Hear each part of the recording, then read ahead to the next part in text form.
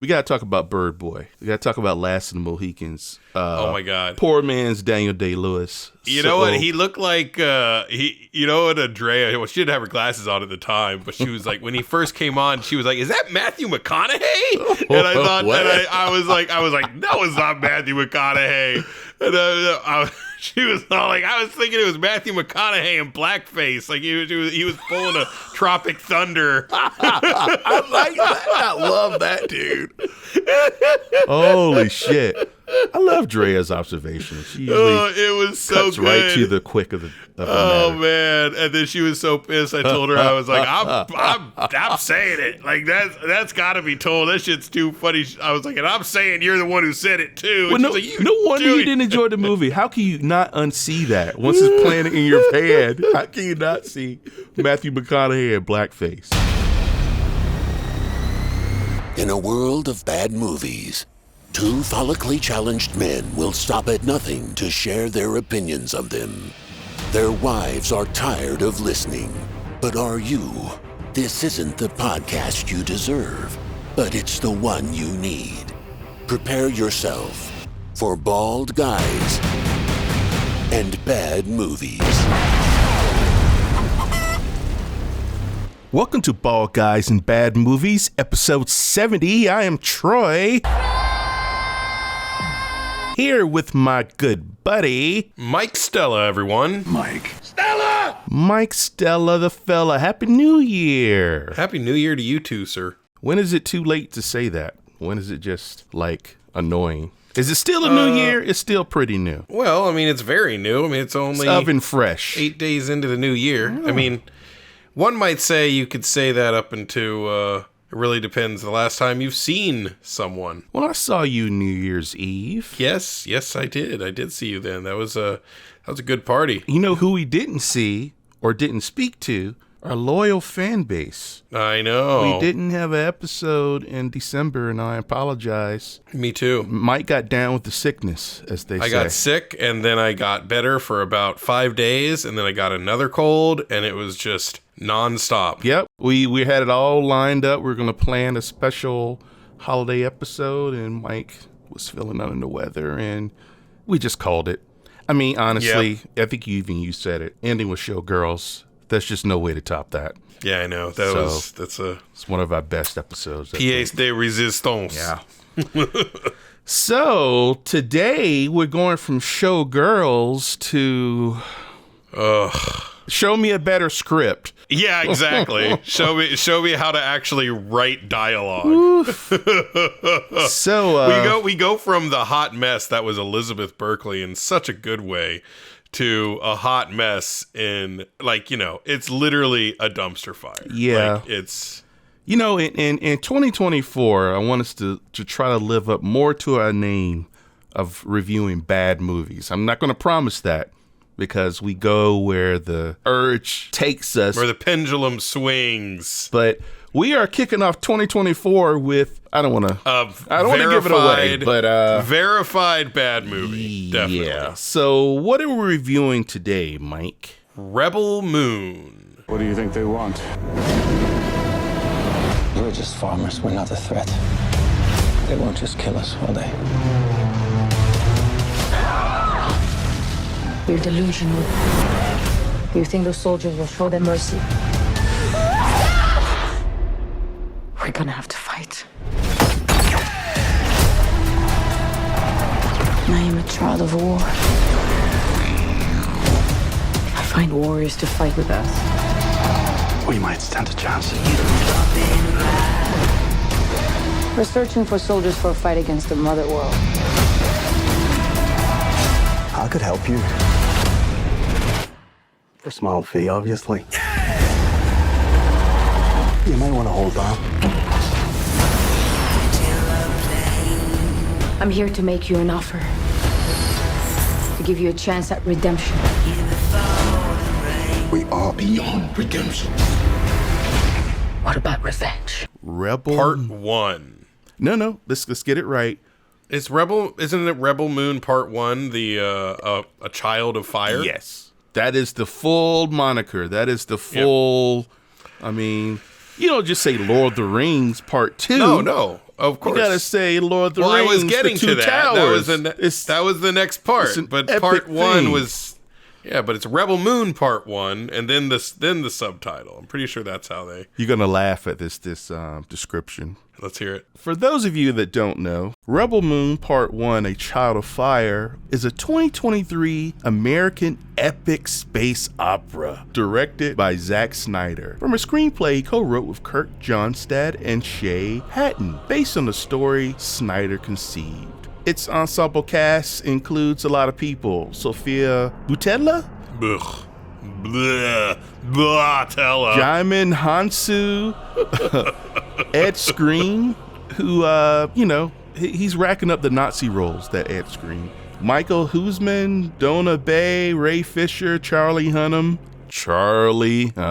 Who, I swear to God, it was like they showed him take 3 steps.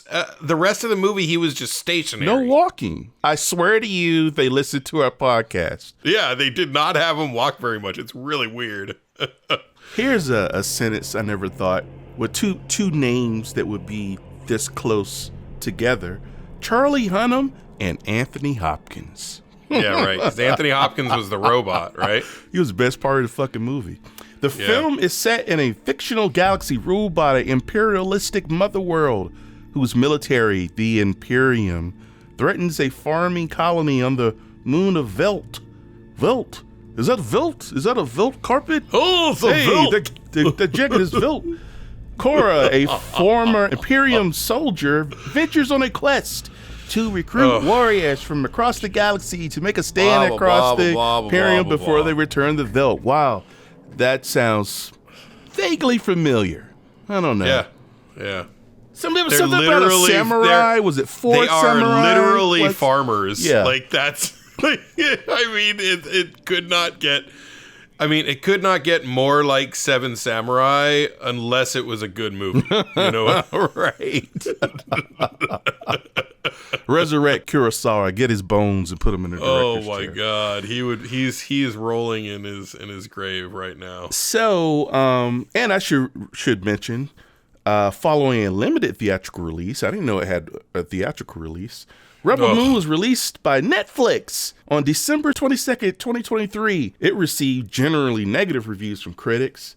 I gotta say this because this pisses me the fuck off, and I'll get into it. Okay, let's hear it. An R-rated extended cut is set for release in 2024. And the sequel, Rebel Moon Part 2, The Scar Giver, is scheduled for release April 19th, 2024. Now, the Snore Giver, probably. Yeah, exactly. Unfortunately, we got to fucking watch it because now I'm just curious. I'm like, could it get better? I don't know. No. But it can't. I just got to say, before we get into the nitty gritty, this fucking shit of Zack Snyder not having his intended vision released, now I'm calling bullshit. Right. Now, from the articles I've read, he said, my original vision was rated R, but Netflix really wanted PG-13. No, what they really wanted to do was a fucking double dip. Let's just face it. Zack Snyder could have had a rated R cut this movie from jump. Yeah, totally. I mean, give me a break. The PG-13 is if you're going to have a just theatrical release, you're trying to get as many asses and seats. That was never the intention for this film. So I think it's fucking horseshit to go that well. And now we got to hear Zack Snyder fanboys bitch and moan about the fact that he didn't get his original vision when it was all part of the plan. I don't see how anyone can like this movie. Like, it's so bad. Like, it's so bad, it's infuriating bad. Like, I didn't have that much laundry. To fold. Well, so it took you 2 viewings, though.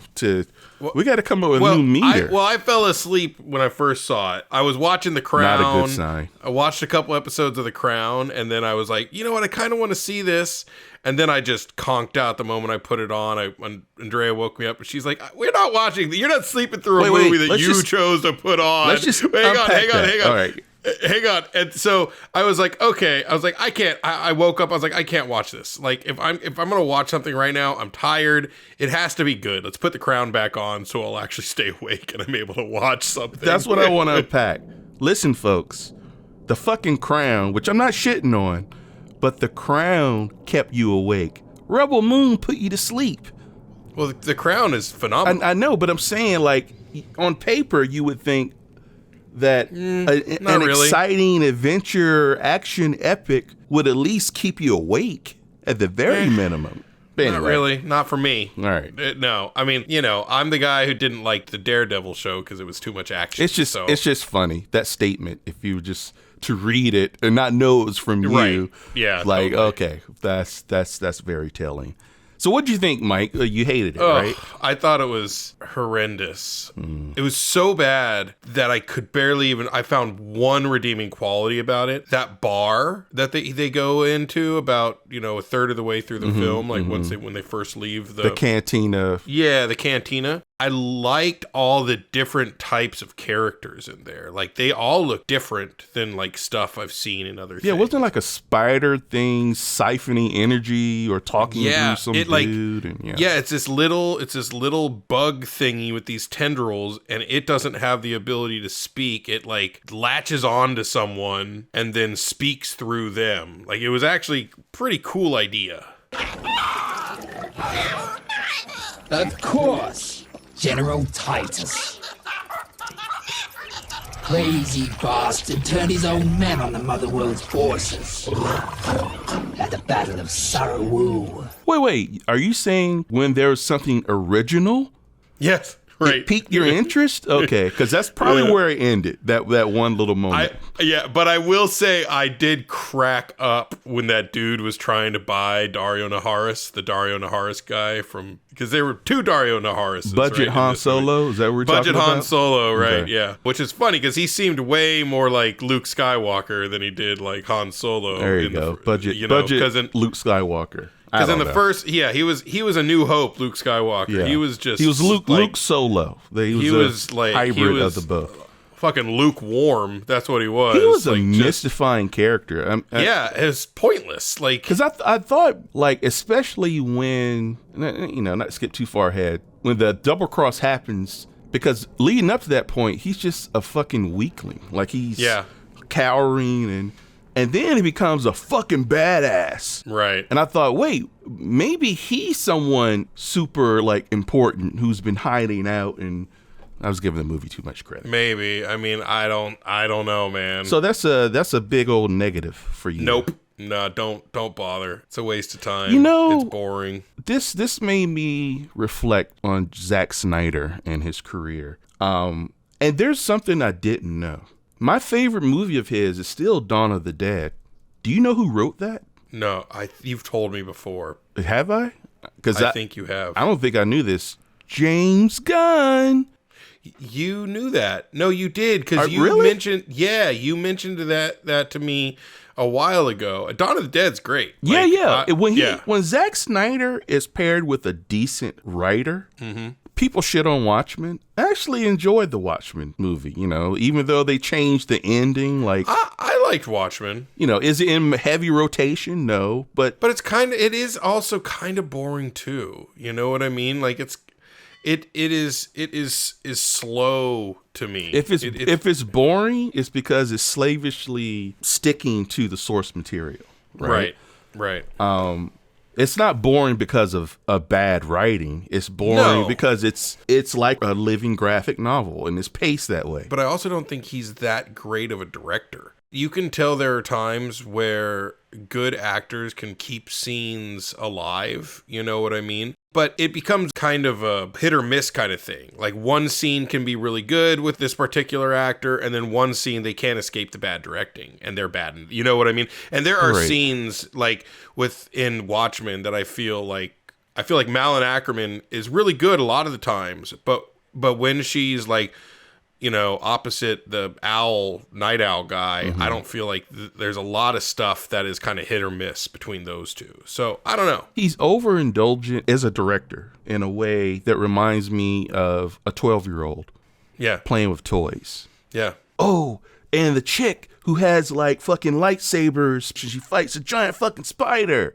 And then how about a Last of the Mohicans guy, and he tames this giant black bird, and it's all like these cool, quote unquote, scenarios that do nothing to reveal anything about anyone of significance about the characters, to really push the story along. This is him unhinged. This is him without studio interference, I feel, except for the rated R bullshit. Wasn't this supposed to be like, wasn't this initially written as like a Star Wars movie or something? That is what I heard. It was an initial pitch. And then they decided that Star Wars passed on it. And so he was like, well, it's still a good story. I'll just go get rid of the Star Wars elements and make it myself as a whole different universe. Yeah, I'm dying to know what Kathleen Kennedy's notes were.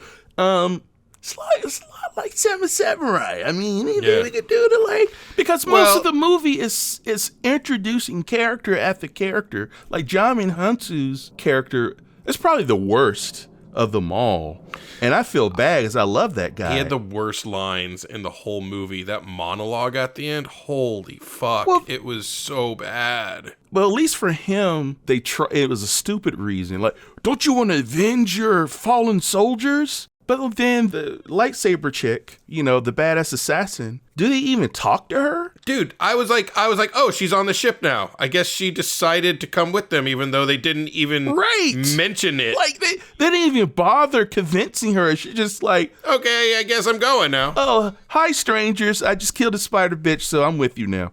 Let's go. That was kind of cool. I thought the spider chick was cool. Yeah, it'd be great if I knew why that creature was important or if it had relevance to the fucking story at all. It was so funny. I guess there were pockets of things that I thought were kind of cool. I thought the spider chick, I mean, look, the design of the show was pretty freaking awesome. You know what I mean? It looked like $1 million, It's funny because I actually felt like that spider had more character development than any of the characters that they actually brought into the movie, because they explained why she was there, because that was the planet she lived on. She explained why she was upset. She explained, you know what I mean? Like, they gave you all this info about her character in a pretty decent way, but we never got any of that for any of the other characters. Like, what are you thinking? Like, why are you giving us character development to someone you're killing in a second, but not the characters that we're going to be with for the next 3 films? I know why you're here. You want the child. Yes, I do. You can't have this one. This one is mine. She has a mother who's waiting for her. And why should I care about that mother's pain when no one is here for my pain? This was my home before they came. Taste the air. It's poisoned my body. It weakens my eggs, and now my children cannot emerge. I will kill this child. And I will keep killing until every mother weeps tears of regret for ever having come to the mines of Daggis. Hey, I just thought about it. How cool would it have been if she was one of the ones they need to recruit? No shit. And the Galactic Empire, where the fuck? They're the ones that fucking decimated her planet and killed her babies. No shit. You think? And then you had this badass spider creature who you think is going to be a bad guy and becomes like an ally. Yeah. Whatever. Anyway. Even better yet, what if they introduced it exactly the same way, but she ends up killing the Nemesis chick, and somehow they convince her to come with them? Like, that would have been an unexpected cool, turn. Yeah, unexpected turn. And a much better movie. Yeah, absolutely. And that shows you, the spider scene shows you don't need a whole lot of script real estate to establish. No. I mean, yes, it's superficial, but at least I knew the stakes. I knew it was at stake. These characters have, I guess with the exception of Korra, who has a past, which is basically Gamora's past. Yeah, no shit. I was like, okay, so she's Gamora. Got it. Look, if you haven't seen it, honestly, we're not just shitting on Snyder, or at least I'm not just shitting on Snyder. Just to shit on Snyder. Yes. I always want to like his movies. I always want to like any movie. Like, I go in like, okay, entertain me. That's true. I don't know if you watched David Chappelle's The Dreamer. I haven't seen it yet. Okay. But he has this great little bit. It's not really spoiling anything. It's, sometimes he tells like a long joke. Yeah, right. And at the end, it was like a 15-minute joke. Luckily, you're lucky if you actually get an actual joke from Dave Chappelle. Yeah. Don't get me started.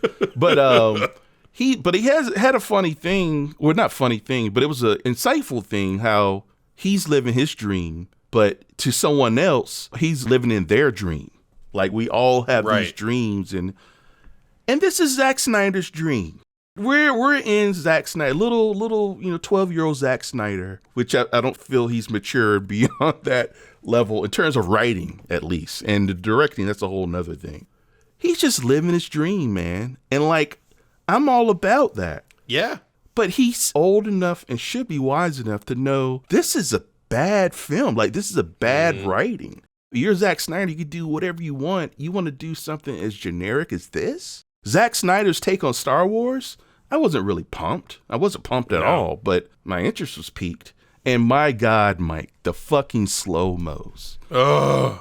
It almost became parody. Like it was almost like a parody film of a Zack Snyder film. You don't need slow-mo while she's like plowing the field at the beginning of the movie. Was there slow-mo in that scene? That's my point. That's my point.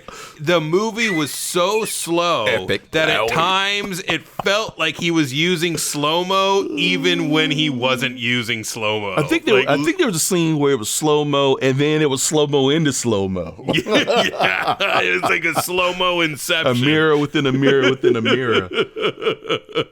It's fetishized, right? Like it's... You know what's funny? It's like if you want to see what, in my opinion, one person who I think uses slow-mo the best, in my opinion, is... John Woo. Well, John Woo's good, yeah, but I don't really watch that many John Woo films. Like, I'm not a huge John Woo fan. Got it. I am a big Neil Blomkamp fan. And I love the way he uses slow-mo because it's more to just kind of like a lot of times he uses slow-mo on weird things that you wouldn't expect. Like in Gran Turismo, the dirt kicking up behind the tires. Like he'll use slow-mo on that. Like, you know, a good testament, how I know he's using it well. I'm trying to think of what you're talking about and nothing pops out. Exactly. But that's a good thing. Exactly. Because when you say, oh, slow-mo, and 3 directors' names pop up, that may not be so good. You know what I mean? I mean, I would say John Woo, they used slow-mo before John Woo, but he kind of made it a signature thing. I think anytime an aesthetic becomes your identity, right, you may want to like go the opposite way, freshen it up a bit. Well, that's the whole thing. I felt like they used it well in 300, but I felt like it was warranted in that. You know what I mean? They invented like a new camera to do that too. Yeah. Like it was like an innovation, like a James Cameron will innovate, right? Yeah. And then you move on, do something different. The way they did that in 300 with the like zoom ins and zoom outs during the fights, it was still felt like a single long shot where you saw a lot of action. It didn't feel like it was hiding the action. You know what I mean? And it felt warranted because... Yeah, and it felt warranted. 300 Spartans against this massive army. He would punch in just to show you a moment and then zoom out and showed you like the epic, like what's at stake. But the most important thing that I thought was that it didn't hide the action, right?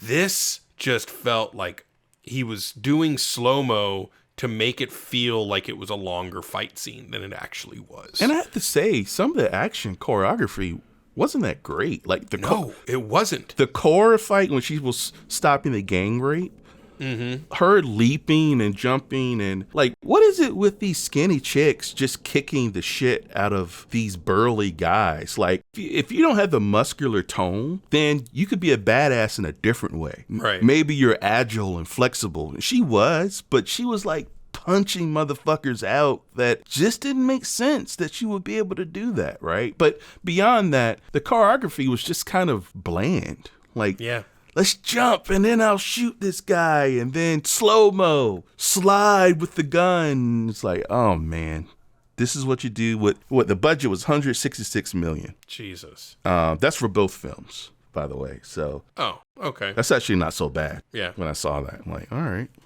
I mean, it looks good. You know, it's a very stylized looking film. It was so hard to watch. Dude, Ray Fisher, who's the rebel leader.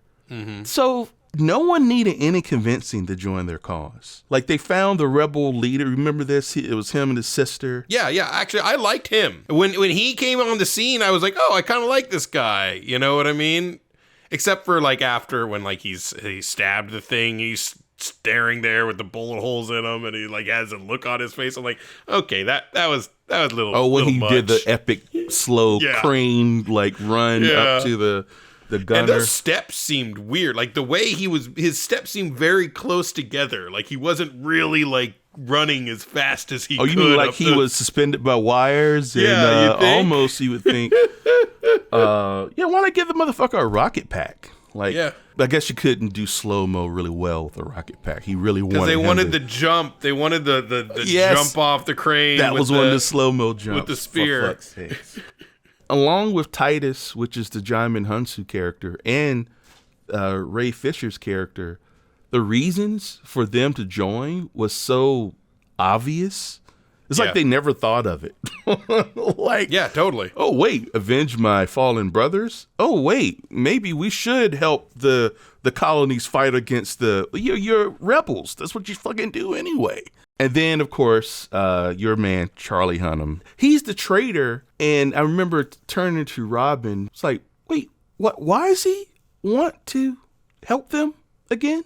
Right. He has a moment with her much later, which I think should have been a lot sooner in the film. Because I was wondering, why the fuck is he joining? And it was the same for the rest of them. Why are they joining again? Because it's the right thing to do? Oh, wait, and we got to talk about Bird Boy. We got to talk about Last of the Mohicans. Oh, my God. Poor man's Daniel Day-Lewis. You know what? He looked like, Andrea, well, she didn't have her glasses on at the time, but she was like, when he first came on, she was like, is that Matthew McConaughey? And I thought, I was like, no, it's not Matthew McConaughey. And she was all like, I was thinking it was Matthew McConaughey in blackface. Like he was pulling a Tropic Thunder. I like that. I love that, dude. Holy shit. I love Drea's observations. She usually it was so cuts good. right to the quick of the matter. Man. And then she was so pissed. I told her, I was like, I'm saying it. Like that's gotta be told. That shit's too funny. I was like, and I'm saying you're the one who said it too. Well, no wonder you didn't enjoy the movie. How can you not unsee that? Once it's planted in your head, how can you not see Matthew McConaughey in blackface after that point? My God. And you know what? I couldn't argue with her, because there were a few times I was looking at him, I was thinking, yeah, dude. Like I was thinking, like him in Magic Mike. Did you ever see him in Magic Mike? McConaughey. I've just seen scenes. I mean, he literally looked like they had this very similar body type. Kind of lean what I mean? and chiseled. Cut. Yeah, exactly. Yeah. And like I could totally see that as Matthew McConaughey. He's kind of got the jaw too. I can kind of see the face now that she mentions it. Like, and go back and look at it again, or well, you're gonna see the second movie, so you'll see him in there. I will, won't I? Fuck.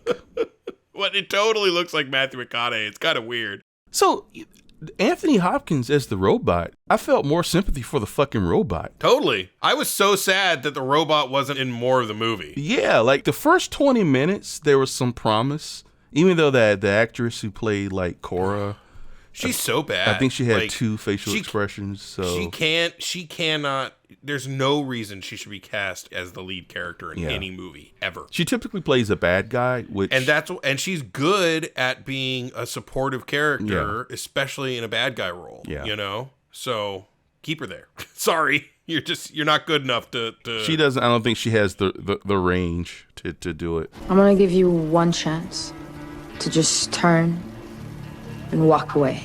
Oh yeah, and then sorry, I'm not leaping all over the place. So I think you're probably gonna say I don't fucking know, man. But so she's Gamora, right? She was her planet was destroyed, and she was forcibly adopted by the Empire. I'm just gonna call it Empire. I don't know what the fuck the movie calls them. Imperium and whatever.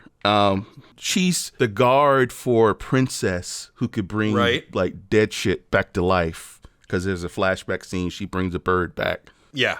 So was the old regime evil? Because weren't they in charge when they fucking destroyed her planet and forcibly? Yeah, they were all evil. The emperor or the king or whatever, he was an asshole. That was Carrie Elways. I think, it was Carrie Elways. Okay. And they also mentioned something about how the king was looking forward to his daughter's reign because he thought that it would bring about a time of peace. Felt like it would help bring about a better time for the universe. As opposed to him just making the decision Being a to dick. not be a fucking tyrant.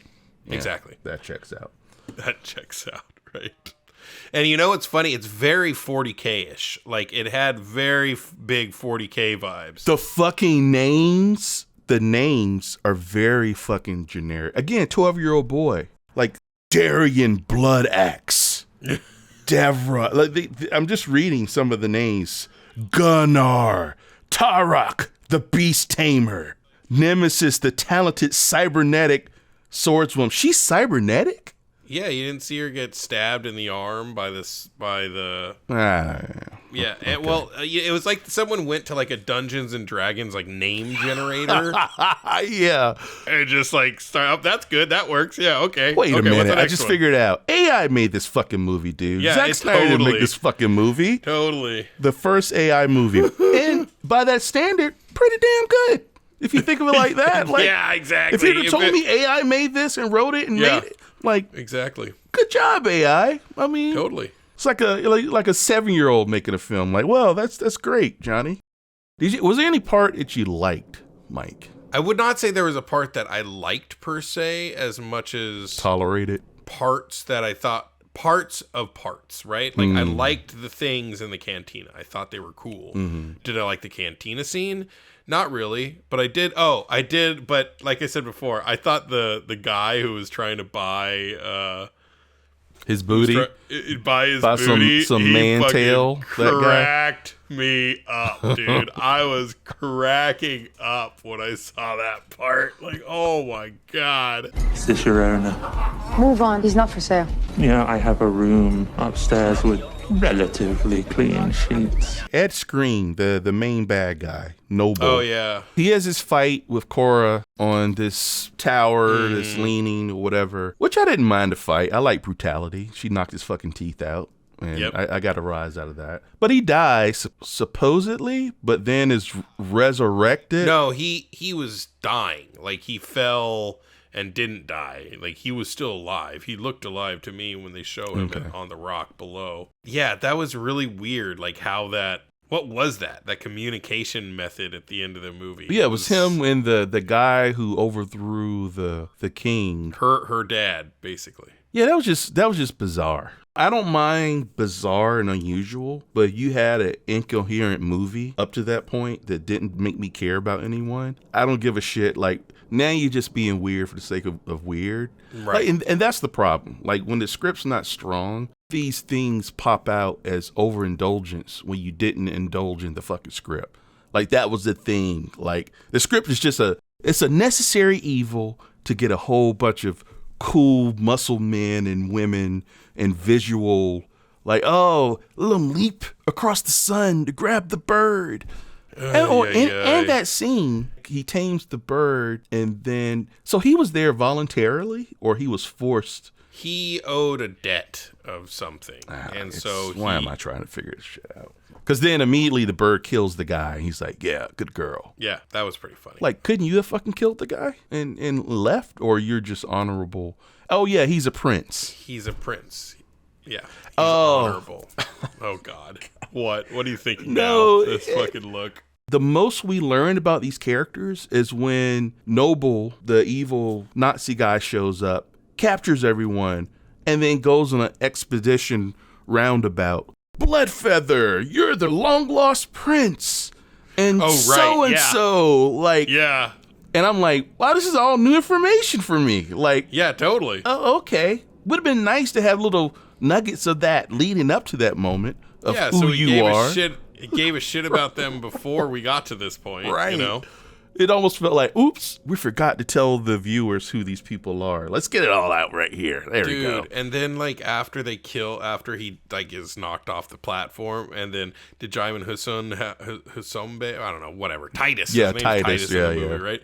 Has this horrible, heavy-handed monologue that is just like so bad. When he's convinced to come back with them, or later? No, after, like, basically when the movie's done, like after they've done their battle, the battle's over. He's like standing on the platform, like talking about how I don't even. It was just so bad. I don't even remember exactly what he was talking. Page about. 80 of the Gladiator script, basically. Yeah, exactly. Because wasn't he in Gladiator too? He was. Yeah, in, yeah. He was. He was his buddy. That like fucking just not even ripping off. Let's get that black guy from Gladiator. Let's get Jaimin in here. Like exactly. I love that part of the movie. It's like he took a bunch of movies, broke them apart, shook it, and then whatever fell out, like, okay, we're gonna have that part and that part and that part. That's exactly what he did. I mean, that is a very good description of what the hell this movie was. AI did this movie, man. AI made this movie. You can't convince me otherwise. We're gonna find out a year from now. Trying to think if there was anything. What about you? Were there any parts that? What part did you hate the most? How about that? Let's do that one. What did you hate the most about this movie? I mean, me, I'd have to say it was just the heavy-handed, shitty dialogue. Like, it was just so bad. I mean, yeah, the chick who plays Cora is, like I said, she I'm sorry, I don't mean to be mean, but she should not be a leading character. Has anyone here heard of General Titus? Or know where he might be? I don't understand how anyone, like, even especially Snyder fanboys can leave this without being like, that was bad. You know what I mean? You know what? She reminds me, and you and I, it wasn't a podcast conversation. We never reviewed The Creator. And I still haven't finished it. And I think it's because the Washington Kid, for me, he doesn't have the spark. No. You know what I mean? And I think there's some actors that have the spark and some that don't. And like you said, they're good side players or supporting actors or whatever, and maybe they grow into more of a main role. I liked him in Ballers when he was one of the football players that The Rock and the other guy were representing. Mm-hmm. Like, and again, I thought he was pretty damn good in that show. So when I saw that he was in Tenet, I was like, oh, okay. And actually, I liked him in Tenet, but Tenet, the character was underwritten, so it wasn't really his fault. It was really the script. And I think the creator, even though I'm not saying the creator script is so great, but there was an opportunity for a little bit more nuance, a little bit more characterization, and it just kind of fell flat. But I can't put my finger on one thing because it was an overall generic tone. Yeah. Beyond the cantina scene, there was really no like surprises. It was like, oh, okay, great. Here's another slow-mo. All right. She's going to yell. And why do people yell and shoot in these type of movies? It's like...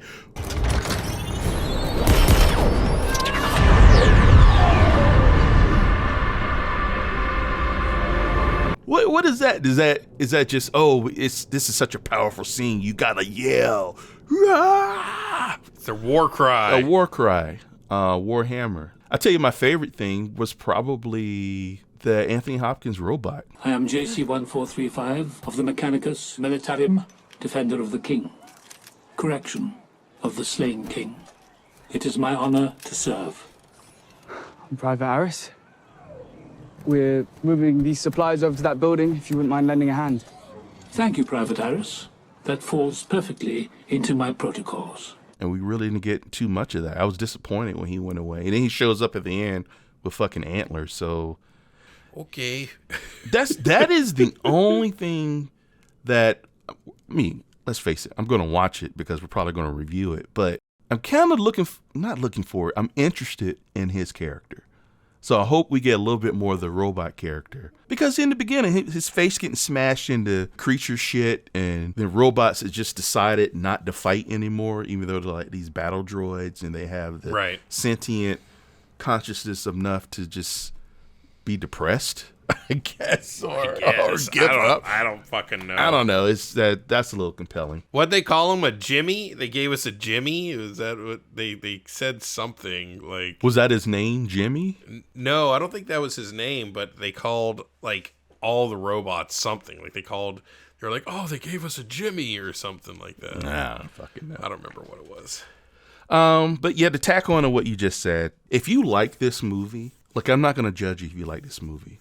I'm going to talk about the Zack Snyder fanboys, the apologists. if you point to this and say, see, this is what Star Wars could have been, you know what I mean? Or like, no, man, you just don't get it. You're delusional. I'd definitely rather watch Star Wars than this. That's for wow, sure. And that's saying a lot because you find Star Wars boring. So. Who was a Child of Fire? Was that the Korra character? It was her, yeah. Okay. I figured she was the Child of Fire. She was forged in fire. She's also the Scar Giver. You know, it's... Did they refer to her as a Scar Giver? Yeah, they referred to her as the Scar Giver. Wow, they're really hanging their coat on this character, huh? Yeah, dude. It's just like... She went to the Mark Wahlberg School of Acting. Like, and it could be just genetics. Like, his face is frozen in that who farted look. You know what I mean? That expression. And even when he's telling a joke or he's being dramatic, it all fucking looks the same.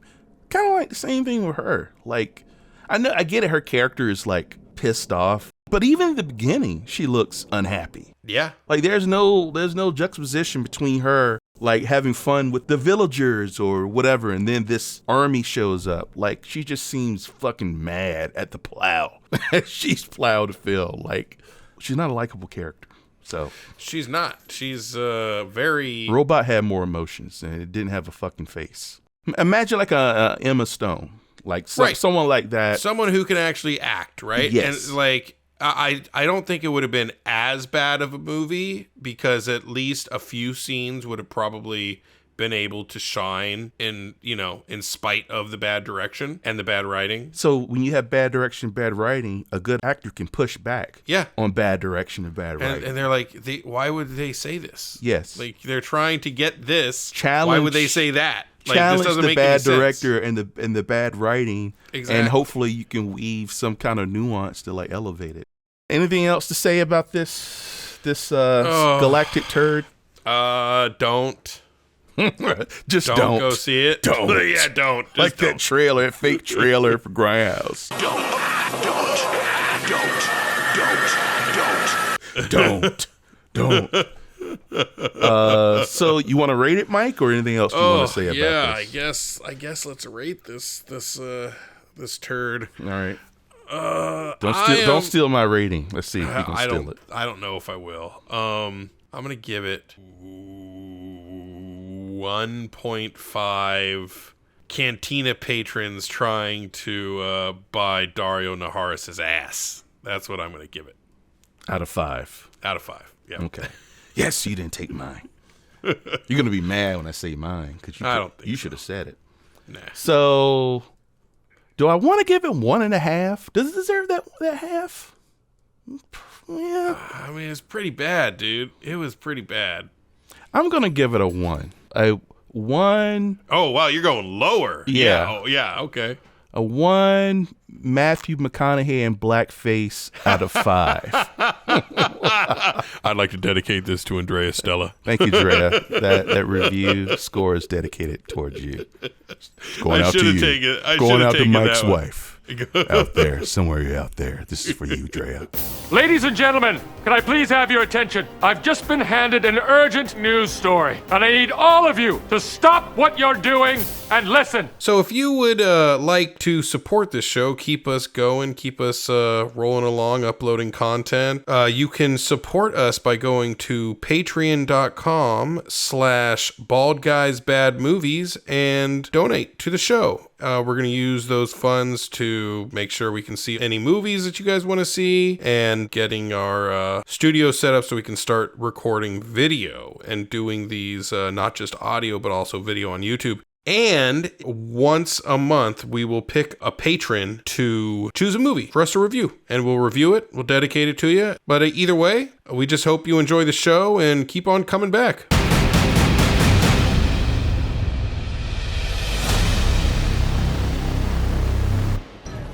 Is this your owner? Move on. He's not for sale. Yeah, I have a room upstairs with relatively clean sheets.